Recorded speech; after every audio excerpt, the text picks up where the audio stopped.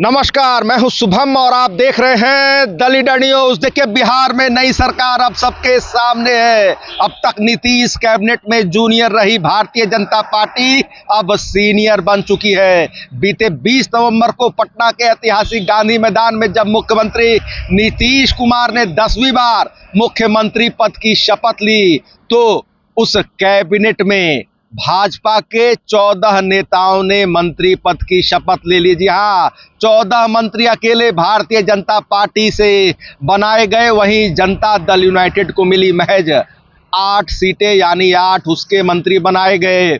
बाकी बचे सीटों पर 2 सीटों पर 2 मंत्री पद चिराग पासवान की पार्टी लोजपा रामविलास के हिस्से में गई तो एक मंत्री पद हम सेकुलर और राष्ट्रीय लोक मोर्चा को मिला। देखिए, जबरदस्त पावर शिफ्टिंग दिखी मुख्यमंत्री नीतीश कुमार के नेतृत्व में गठित इस नई सरकार में, नई कैबिनेट में।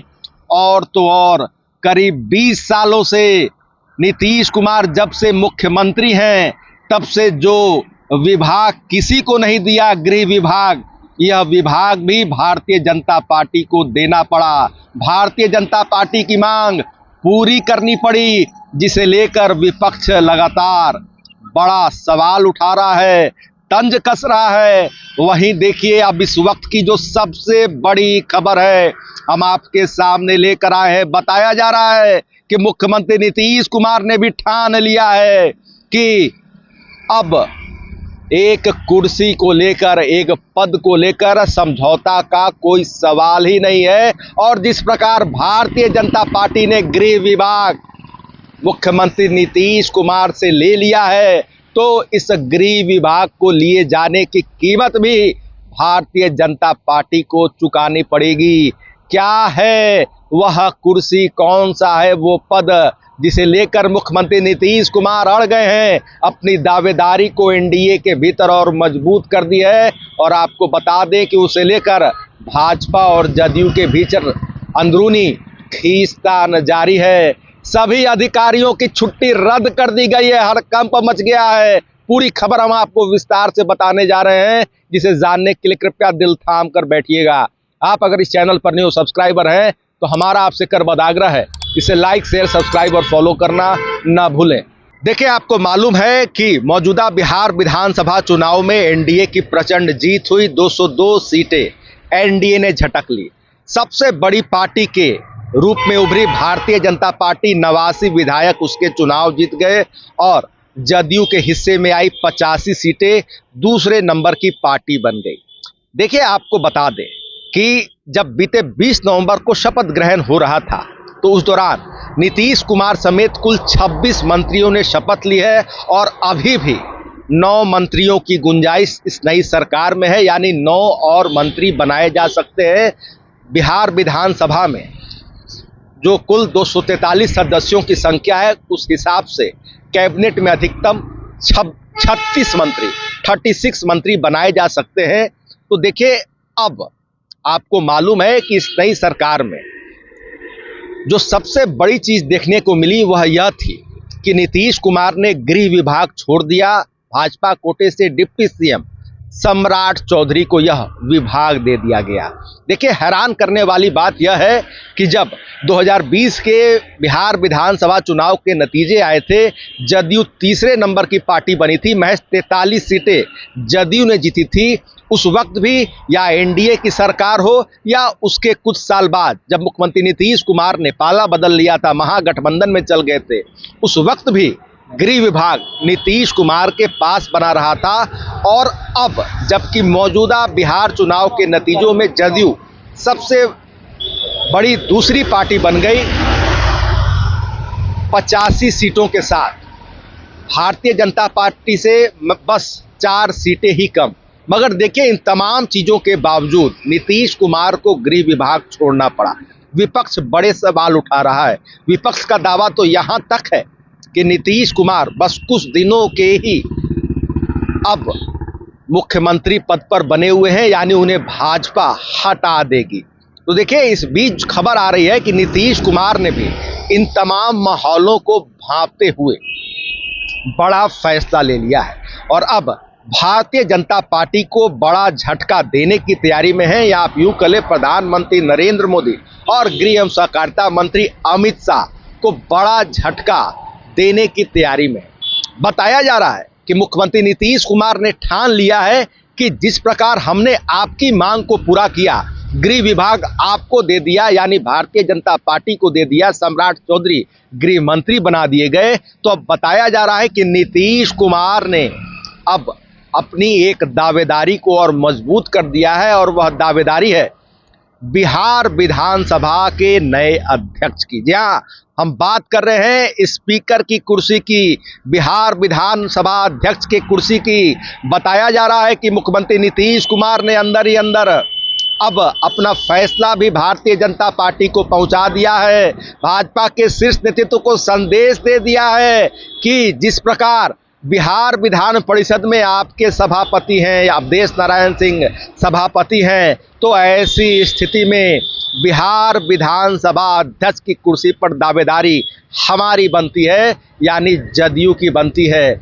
और इसके साथ साथ यह बात भी बताई गई है, यह बात भी संदेश दे दिया गया है कि हमने आपकी मांग को पूरी कर दी है, गृह विभाग आपको दे दिया है, तो अब इन तमाम चीज़ों के बदले हमें बिहार विधानसभा के अध्यक्ष की कुर्सी चाहिए। देखिए, आपको बता दें, खबर अंदर की है कि स्पीकर की कुर्सी को लेकर एनडीए के भीतर बेहद खींचतान की स्थिति है।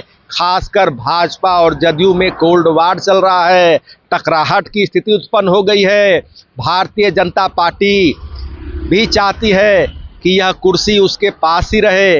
आपको बता दें कि बिहार विधानसभा के अध्यक्ष यानी कि 17वीं विधानसभा के अध्यक्ष भाजपा नेता नंदकिशोर यादव हैं। भाजपा इस सीट पर अपना कब्जा बरकरार रखना चाहती है, मगर जनता दल यूनाइटेड के तर्क के सामने और जो जदयू की जो मांग रही है उसके सामने बताया जा रहा है कि पूरी भारतीय जनता पार्टी में गंभीर मंथन चल रहा है।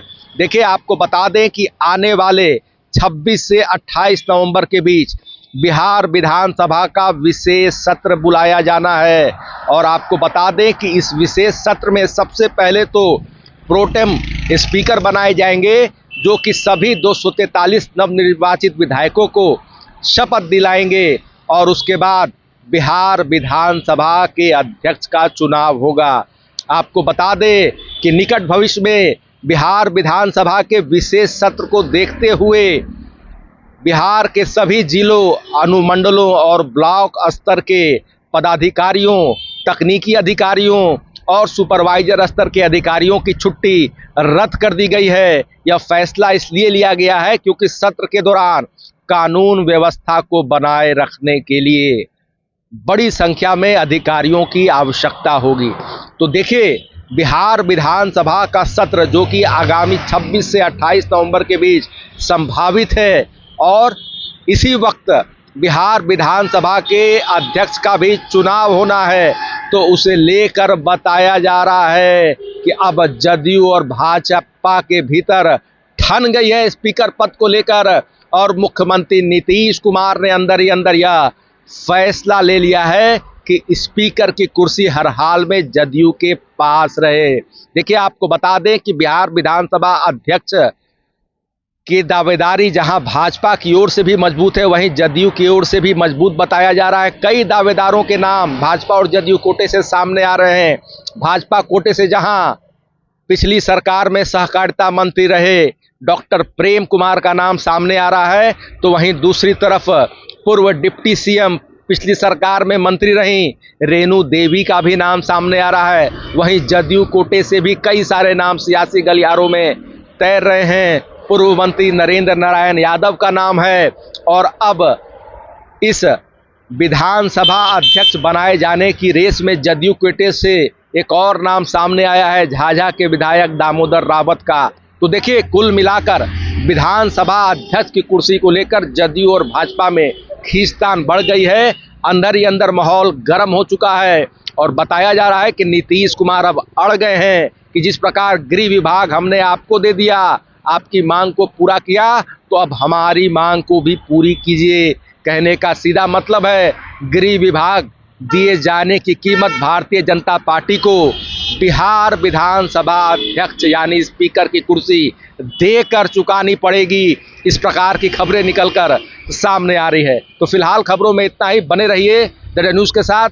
आपको हमारा वीडियो पसंद आया हो तो लाइक शेयर कमेंट जरूर कीजिएगा, और बिहार विधानसभा अध्यक्ष को लेकर जो भी अपडेट्स हमारे सामने आएगा उसे लेकर हम आपके सामने हाजिर होते रहेंगे। फिलहाल खबरों में इतना ही। धन्यवाद।